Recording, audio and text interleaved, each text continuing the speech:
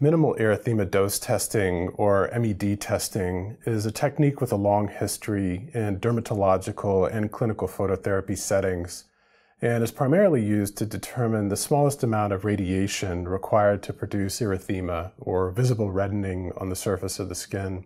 In this particular study, what we've done is develop several new techniques and procedures that allow MED testing to be adapted for a somewhat different purpose, which is to precisely quantify variation in human inflammatory activation.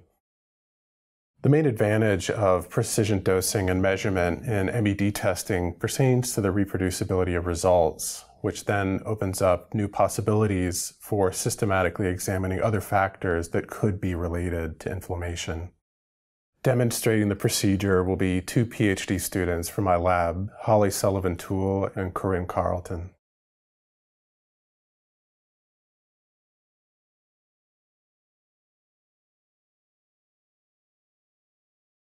Begin by escorting the participant to the testing room. Explain the MED testing procedure to the participant and confirm understanding. Place cuff 1 on the non-dominant forearm.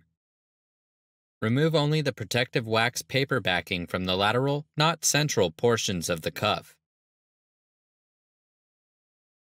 After situating cuff 1 at the intended exposure site, place landmarks using a permanent marker to ensure that cuff 2 will be situated at precisely the same location. Then, mark the skin at 4 points outside of the creases of each of the side flaps of cuff 1, the upper right, upper left, lower right, and lower left points. Ensure the marks are dark enough to last for 24 hours, so they may be used to place cuff 3 in precise.